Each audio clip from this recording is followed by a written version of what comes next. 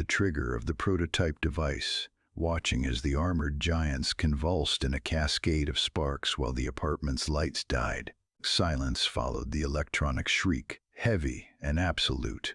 The three intruders collapsed, their rigid, high-tech plating vibrating with a frequency that shouldn't exist. Lyra stared at the fallen soldiers, her skin glowing a terrified, pale violet. How much time did they have before the rest of the hive mind realized the unit had gone dark?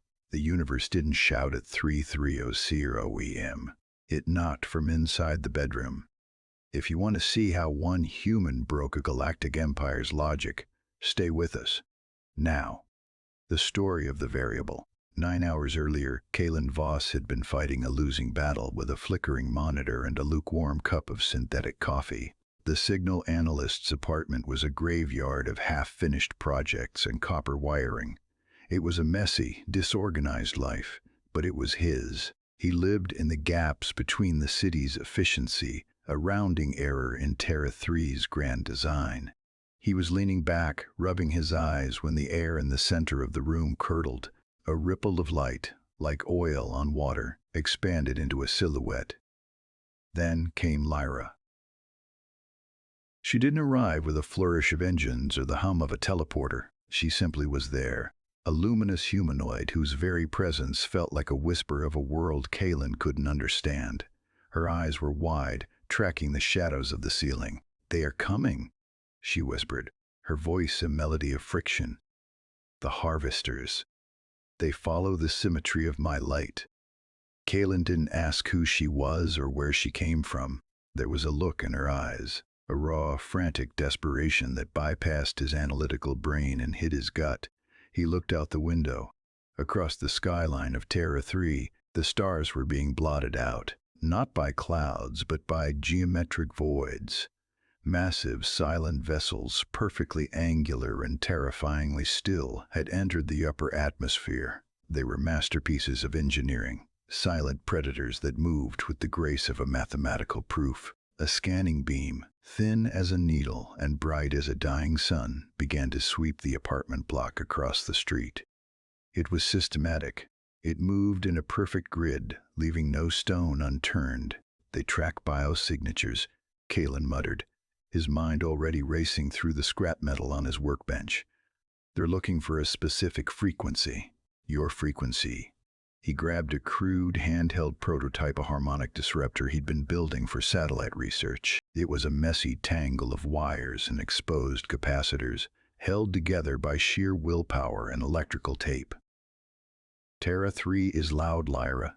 It's messy. And that's exactly what we're going to use." He began to bypass the building's safety protocols, his fingers dancing over the keys with an intuitive rhythm that defied standard coding practices. If the harvesters wanted a perfect signal, he would give them the opposite.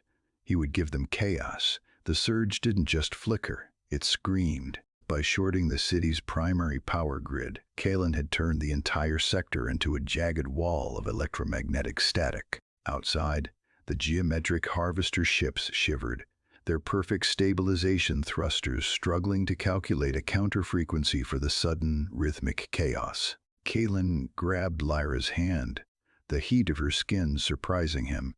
It felt like holding a live wire that had finally found a ground. "The basement," he urged. "The shielding there is lead-lined. It's the only place they won't see you." They scrambled down the narrow stairwell, the building groaning as the harvester beams intensified, trying to burn through the noise he had created. Kalen could feel the vibration in his teeth. It was a race between his improvised distraction and their cold, machine-like persistence. Have you ever wondered if our greatest flaws might actually be our greatest defenses? The basement was a cramped labyrinth of rusted pipes and humming water heaters. Kalen knelt by a junction box, his breath coming in ragged hitches. He wasn't a soldier. He was a man who spent his life looking for patterns. Now, he was desperately trying to unlearn them. "They move in sequences," he whispered, more to himself than to Lyra. "Prime numbers, geometric progressions. They can't understand a mistake." He adjusted the dial on his harmonic disruptor, the echo object of his failed research now vibrating with a purpose it was never designed for. He wasn't trying to match the harvester's tech. He was trying to poison it with imperfection. The door at the top of the stairs blew inward with a silent, pressurized burst. 3 harvester ground troops descended, their movements synchronized down to the microsecond. They didn't look like monsters. They looked like statues carved from obsidian and logic. Kalen waited until they reached the center of the room. He didn't aim for their heads. He aimed for the space between them, the shared field that linked their armor. And now, back in the darkness of that basement, he pressed the trigger. The prototype device buckled in his grip, the plastic casing melting against his palm. The armored giants didn't just fall. They came apart at the seams. Their rigid systems couldn't process the jagged, non-linear pulse. They convulsed in a cascade of sparks while the apartment's lights died, their advanced armor becoming their own sarcophagi. The silence that followed was heavy, broken only by the drip of a leaky pipe. "You saved me," Lyra said, her violet glow returning in the dark. "But they will return for the whole world now." "Let them," Kalen said, looking at the charred disruptor. "They think the galaxy is a map. They're about to find out it's a storm." Weeks later, on the high spires of Ethelgard, Kalen stood before the Council of the Ringed Giant. The alien leaders sat in perfect crystalline symmetry, their faces unreadable. They had lived in fear of the harvesters for eons, hiding behind shields that were works of art. "You want us to drop the barriers?" the High Elf asked, his voice like grinding glass. "To let the chaos in?" "The barriers are why they're winning," Kalen replied, holding up the scarred handheld prototype. "You're predictable. I'm offering you a mess they can't solve." The subsequent battle was not a slaughter, but a confusion. When the harvester fleet arrived, they didn't find a shielded fortress. They found a planetary atmosphere saturated with planetary noise, a broadcast of billions of conflicting, irrational human signals, music and data errors. The fleet decimated itself, ships colliding as their sensors choked on the lack of order. Kalen sat on the edge of a balcony, watching the debris of a perfect empire burn up in the atmosphere like falling stars.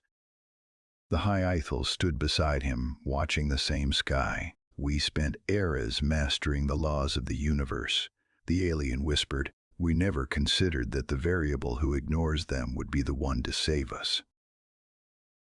Kalen looked at the crude harmonic disruptor sitting on the stone railing. It was useless now, a burnt-out shell of wires. But to the Aethel, it had become a symbol, a reminder that in a galaxy of equations, there is always room for a rounding error. He looked out at the stars, no longer a frustrated analyst in a dark apartment. He was the galaxy's most unpredictable variable, and for the first time in his life, he didn't care about the pattern. He just liked the view. "Would you like me to expand on the specific technical details of the planetary noise broadcast Kalen uses to disrupt the harvesters? I'll be here if you want to dive deeper into the chaos tomorrow."